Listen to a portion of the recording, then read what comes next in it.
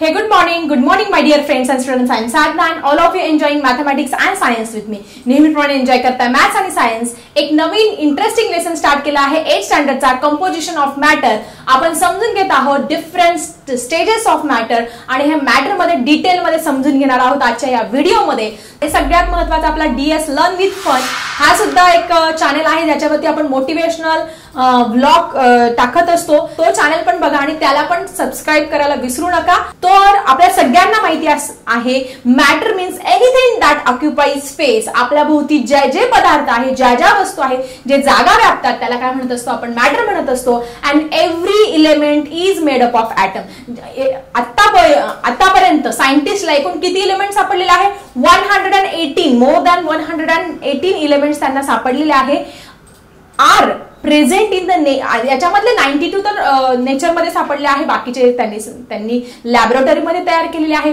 पण हे जे इलेमेंट्स आहेत हे इलेमेंट्स पण कशाने बनलेले आहे? ॲटम. त्याचा जो बेसिक पार्टिकल जसं प्लांट्स आहे, ॲनिमल्स आहे, हे सगळे आपण कशापासून बनलेलं आहे? आपलं बेसिक इलेमेंट काय आहे? बेसिक थिंग्स काय आहे? स्ट्रक्चरल अँड फंक्शनल युनिट काय आहे? सेल. आपण सगळे कशापासून बनलेलो आहोत? सेल पासून बनलेलो आहोत. तसं प्रत्येक जो पदार्थ आहे, प्रत्येक जो इलेमेंट आहे तो कशापासून बनलेला आहे? ॲटम पासून बनलेला आहे. मग आता हा जो प्रत्येक इलेमेंट आहे मग त्याच्या प्रॉपर्टीज आहे, त्याचे वेगवेगळे गुणधर्म आहेत, हे सगळं कशावरती डिपेंड असतं? It is depend on types of states and the intramolecular force of attraction. त्यांच्यामध्ये जो इंट्रामॉलिक्युलर फोर्स ऑफ अट्रॅक्शन असतो की जो त्यांना असा घट्ट बांधून ठेवत असतो आणि त्याची अवस्था कोणती आहे? सॉलिड आहे, लिक्विड आहे की गॅसेस आहे, याच्यावरती डिपेंड असतं तो पदार्थ. ठीक आहे. तुमच्या पुस्तकामध्ये 6.2 जी डायग्राम आहे ती डायग्राम सगळ्यांनी नीट ऑब्झर्व करा. याच्यामध्ये 3 एक्झाम्पल्स तुम्हाला दाखवलेले आहे, solid, liquid and gases. Solid मध्ये तुम्हाला एक प्लेट दाखवलेली आहे. या प्लेट मध्ये इंट्रा पार्टिकल डिस्टन्स म्हणजे त्या प्लेटच्या आतले जे पार्टिकल्स आहेत, जे ॲटम आहे त्याच्यामध्ये डिस्टन्स किती असेल ते तुम्हाला दाखवले आहे. अगदी तुम्हाला दिसतंय तुम्ही, दे आर व्हेरी क्लोजली पॅक. ते काय आहेत? अगदी क्लोजली पॅक आहे. त्यानंतर तुम्हाला दुसरं एक्झाम्पल पण दाखवलेलं आहे लिक्विडचं. एक तुम्हाला बीकर दाखवलेलं आहे, त्याच्यामध्ये लिक्विड म्हणजे वॉटर दाखवलेलं आहे.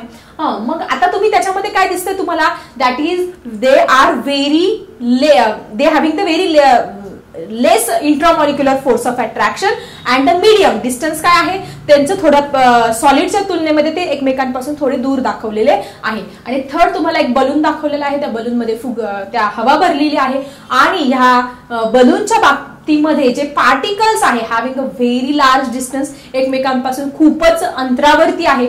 मग आता ही डायग्राम एक्झाम मध्ये तुम्हाला विचारली तर जात असते, तर ही डायग्राम सगळ्यांनी तुमच्या नोटबुक मध्ये नोट डाऊन करा.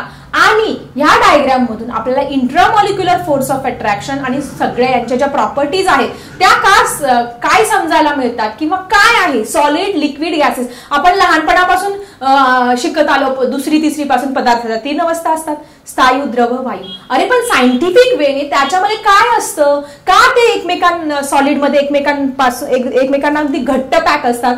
का लिक्विड मध्ये दूर जातात? का गॅसेस मध्ये एकमेकांपासून? हे आपण आतापर्यंत सायंटिफिक वेने डिटेल मध्ये जाणून घेतलेलं नाहीये. तर आजच्या या व्हिडिओमध्ये आपण डिटेल मध्ये जाणून घेणार आहोत आणि तुम्हाला समजल्यानंतर तुमच्या फ्रेंड सोबत सुद्धा हे शेअर करा, कारण ज्ञान हे दिल्याने वाढत असतं आणि त्यांचं पण जनरल नॉलेज हे वाढणार आहे.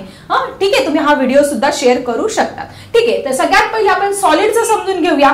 The particles of solids are very close to each other and vibrate at the fix point. ठीक आहे. तुम्ही बघू शकता जे सॉलिडचे पार्टिकल्स आहेत ते एकमेकांना काय असतात? अगदी क्लोजली पॅक आहे. साधं एक्झाम्पल, तुम्हाला सगळ्यांना बुंदीचा लाडू सगळ्यांना आवडत असतो. त्या बुंदीच्या लाडूमध्ये ते जी बुंदी असते ते एकमेकांना अशा पद्धतीने अगदी क्लोजली पॅक करून ते एकमेकांना तो बुंदीचा लाडू बांधलेला असतो. समजा तेच पार्टिकल असे दूर दूर दूर असतात तर तो लाडू बनलाच नसता. ठीक आहे. सो अशा पद्धतीने कुठलाही सॉलिड सबस्टन्स, कुठलाही स्थायी पदार्थ काय होत असतो? त्यांच्यामध्ये जे पार्टिकल्स असतात ते अगदी क्लोजली पॅक असतात. So due to this property the solid have definite shape and definite volume. म्हणून तुम्ही बघा जे स्थायी रूप पदार्थ आहे त्यांना डेफिनेट शेप आहे, एक विशिष्ट आकार आहे. साधं उदाहरण घ्या, तुमचं पेन आहे, पेन्सिल आहे, बॅग आहे, प्रत्येक गोष्टीला किंवा तुमच्या आजूबाजूला ज्या ज्या सॉलिड थिंग्स आहेत त्या सगळ्यांना काय आहे, व्हॉल्यूम आहे. And it also occupy space, विशिष्ट जागा व्यापतात ते, आणि त्यांना काय असतं, मास सुद्धा असतं. सो याच्यामुळे ह्या प्रॉपर्टीज यांना आहे, कारण का त्यांचे पार्टिकल्स काय आहे, अगदी क्लोजली पॅक आहे. ती जी डिश तुम्हाला इथे दाखवलेली आहे त्या डिश मध्ये काय आहे, ते पार्टिकल्स एकमेकांना अगदी क्लोजली पॅक आहेत. सो स्टुडंट, नेक्स्ट प्रॉपर्टी आहे, they having high density and non compressibility. Non compressibility, high density त्यांचं वजन तर असतं, प्रत्येक सॉलिडला काय आहे, वजन आहे. आणि नॉन कॉम्प्रेसिबिलिटी म्हणजे काय, आता माझ्या हातामध्ये हा मार्कर आहे, मी माझ्या दोन्ही हातांनी कितीही कॉम्प्रेस करण्याचा प्रयत्न करते, कितीही कॉम्प्रेस करायचं, तो लगेच असा कॉम्प्रेस होऊन चपटा बनणार आहे का, नाही. त्यांची जी नॉन कॉम्प्रेस, याच्यामध्ये काय आहे, प्रॉपर्टी आहे, कारण याच्यामध्ये जे पार्टिकल्स आहेत ते अगदी क्लोजली पॅक आहेत. किंवा हा आयर्न, एक लोखंडाचा तुकडा आहे, हा मी कितीही कॉम्प्रेस करा, किती बाहुबली सारखा आपण कितीही कॉम्प्रेस करण्याचा प्रयत्न केला तरी हा लोखंडाचा तुकडा जो आहे तो त्याच्या सॉलिडच्या प्रॉपर्टीमध्ये, नॉन कॉम्प्रेसिबिलिटी ही सॉलिडची प्रॉपर्टी आहे, त्याच्यामुळे मी दोन्ही हातांनी हा कॉम्प्रेस करू शकत नाही. पुढे हायड्रॉलिक वगैरे इतर सगळे जे आहे ते यूज केल्यानंतर ते आपण क्रश करू शकतो, पण आपल्या दोन्ही हातांनी कॉम्प्रेस करू शकत नाही. सो आय थिंक तुम्हाला ह्या डायग्राम मधून सॉलिडचे जे पार्टिकल्स असतात कसे क्लोजली पॅक असतात आणि त्यांच्यामध्ये इंट्रामॉलिक्युलर जो फोर्स आहे तो फोर्स काय असतो, खूप जास्त असतो. सो जे सॉलिडचे पार्टिकल्स असतात त्यांच्यामध्ये इंट्रामॉलिक्युलर फोर्स काय असतो, खूप जास्त असतो.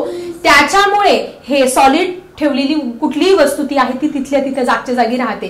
लिक्विड कसे डायरेक्ट फ्लो करायला लागत असतात तसं सॉलिड असे तुम्ही कधी बघितलंय की फ्लो करतायत, एखादा लाकडाचा तुकडा पडलेला आहे तो आपोआप फ्लो व्हायला लागला, higher from the higher level to lower level. किंवा कुठली सॉलिड थिंग कधी ज्यावेळेस उतार असेल तर ते घरंगळत जाणार, पण जेव्हा सपाट पृष्ठभाग असेल तर ते जिथे वस्तू ठेवली तिथेच राहणार आहे, just due to the high intramolecular force.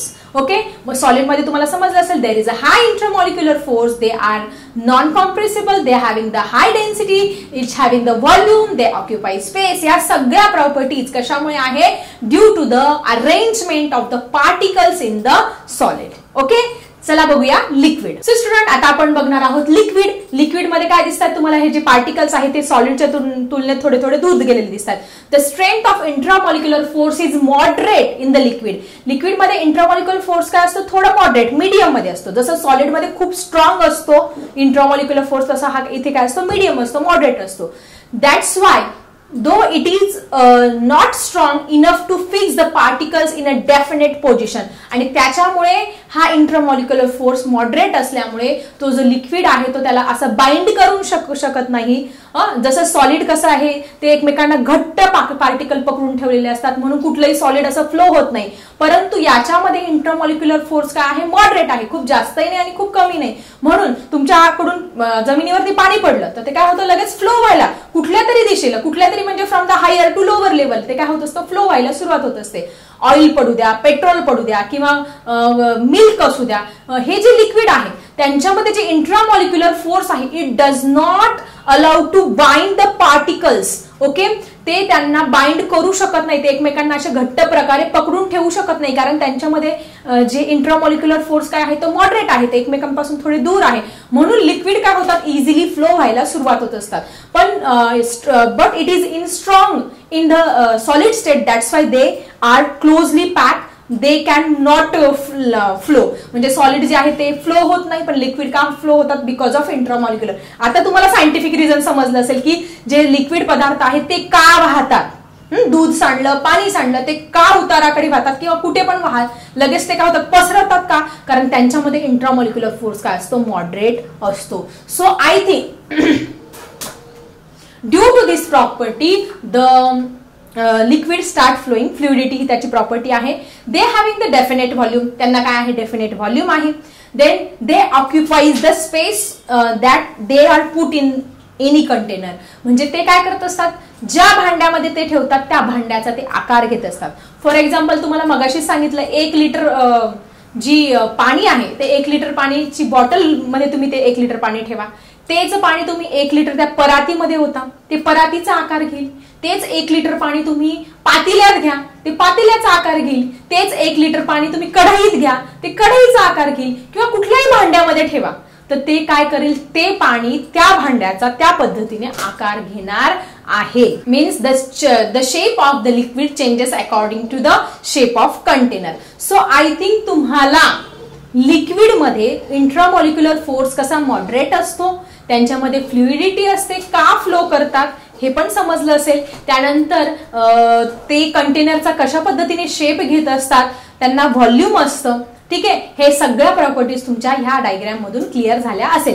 So student, let's see about the gases. So student, let's see about the gases. मग आता ह्या गॅसेस मध्ये इंट्रामॉलिक्युलर फोर्स काय असणार आहे, व्हेरी वीक, निग्लिजिबल. काय असतो, इंट्रामॉलिक्युलर फोर्स खूपच कमी असतो in gases. Therefore the constant particle of gases move from here to there and they occupies all the spaces available around it. म्हणजे ते जे पार्टिकल्स तुम्हाला दिसत आहेत खूप एकमेकांपासून दूरच्या डिस्टन्स वरती आहेत आणि इंट्रामॉलिक्युलर फोर्स खूपच कमी आहे, त्याच्यामध्ये इकडनं तिकडनं काय करत असतात, अशा पद्धतीने मूव्ह करत असतात. कोणते, हे गॅसेसचे particle. So gases do not having the definite shape, definite volume नसतो, त्यांना डेफिनेट शेप नसतो. फॉर एक्झाम्पल आपण घेतलं, तुमची जी एअर आहे ती एअर आपण बलून मध्ये भरली, तो बलून वेगवेगळ्या शेपचे आहे, हार्ट शेप असेल तर त्याचा तो आकार येतो, म्हणजे त्या कंटेनरचा ते काय घेत असतात, आकार हे घेत असतात हे गॅसेस. म्हणजे तुम्हाला इथे क्लिअर झालं असेल की तुमचे जे सॉलिड आहे त्यांच्यामध्ये सगळ्यात जास्त इंट्रामॉलिक्युलर फोर्स असतो,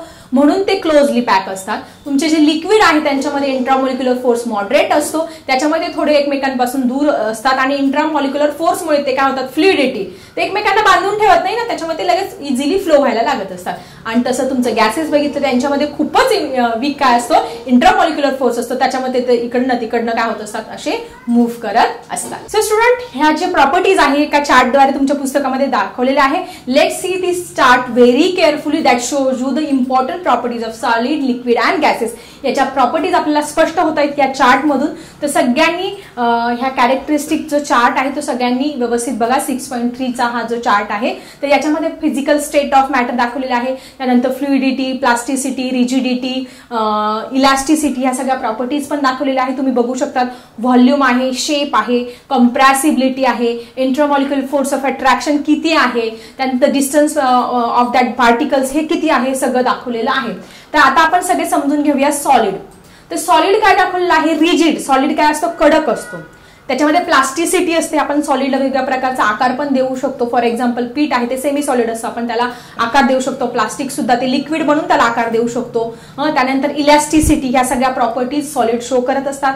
त्यानंतर सॉलिडला डेफिनेट व्हॉल्यूम असतो का, yes, they having the definite volume, they having the definite shape. त्यानंतर कॉम्प्रेसिबिलिटी, आपण कॉम्प्रेसिबिलिटी प्रॉपर्टी किती असते, किती कॉम्प्रेस करू शकतो, निग्लिजिबल, आपण हाताने ते कॉम्प्रेस करू शकत नाही. आणि इंट्रामॉलिक्युलर फोर्स ऑफ अट्रॅक्शन काय असतो, त्यांच्यामध्ये स्ट्रॉंग असतो आणि त्यांच्यामधलं जे distance between the particle is very minimum. त्यांच्यामध्ये पार्टिकलचं जे डिस्टन्स असतं ते काय असतं, खूप कमी असतं. आता आपण बघूया लिक्विडच्या बाबतीत. लिक्विड काय आहे, फ्लुइड. आता सायन्स मधली ही एक टर्म आहे, गॅसेस आणि तुमचं जे लिक्विड आहे त्यांना मिळून फ्लुइड म्हणत असतात. काय म्हणत असतो आपण, फ्लुइड. हा वर्ड तुम्ही व्यवस्थित लक्षात ठेवा. मग याच्यामध्ये डेफिनेट व्हॉल्यूम आणि डेफिनेट शेप असतो का, नाही, डेफिनेट व्हॉल्यूम असतं पण डेफिनेट शेप नसतो. It is indefinite. It take the shape of any container. तो काय करत असतो, त्या पद्धतीच्या कंटेनरमध्ये. तुम्हाला 1 लिटर पाण्याचं उदाहरण दिलं, तो परातीचा आकार घेईल, तो ग्लासचा आकार घेईल, तो तांब्याचा आकार घेईल. म्हणजे डेफिनेट शेप नसतो, इनडेफिनेट असतो. देन कॉम्प्रेसिबिलिटी व्हेरी स्मॉल असते. त्यानंतर इंट्रामॉलिक्युलर फोर्स मॉडरेट असतो आणि distance of that particles is moderate. ते डिस्टन्स पार्टिकल किती काय असतं, मॉडरेट असतं. त्यानंतर आपण बघणार आहोत gases. Okay, gases they are also fluid. Definite volume असतो का, no, it is indefinite volume. Shape पण काय असतो, इनडेफिनेट असतो. आणि कॉम्प्रेसिबिलिटी जी असते, कॉम्प्रेस करू शकतो आपण. हाय टेम्परेचरला याला कॉम्प्रेसिबिलिटी काय असते, व्हेरी हाय. म्हणून हाय प्रेशरला, हाय टेम्परेचरला काय करत असतो आपण, जे गॅसेस आहे ते सिलेंडर मध्ये भरत असतो, कारण कॉम्प्रेस करू शकतो. Very high compressibility. तुम्हाला जर कोणी विचारलं की सॉलिड मध्ये कॉम्प्रेसिबिलिटी काय असते, निग्लिजिबल. लिक्विड मध्ये मॉडरेट. आणि तुमचं जे गॅसेस आहे त्याच्यामध्ये हाय कॉम्प्रेसिबिलिटी असते. त्यानंतर इंट्रामॉलिक्युलर फोर्स ऑफ अट्रॅक्शन खूपच वीक असतो, त्याच्यामुळे ते पार्टिकल्स इकडे तिकडे काय करत असतात, फिरत असतात. आणि त्याचे पार्टिकल्स असतात, distance from all the particles is very long from each other. एकमेकांपासून खूपच दूरच्या अंतरावरती हे असतात. सो आय थिंक तुम्हाला सॉलिड, लिक्विड, गॅसेस नक्की काय आहे या चार्टद्वारे आणि खूप साऱ्या एक्झाम्पलद्वारे खूप छानपैकी क्लिअर झालं असेल. सो कसा वाटला आजचा व्हिडिओ जरा कमेंट बॉक्समध्ये लिहा आणि तुमच्या जर कन्सेप्ट क्लिअर होत असेल तर नक्की एक लाईक करा, तुमच्या फ्रेंड सोबत शेअर करा. चला भेटूया अशाच इंटरेस्टिंग टॉपिकसह नेक्स्ट व्हिडिओमध्ये. आता मी थांबते. Bye everyone.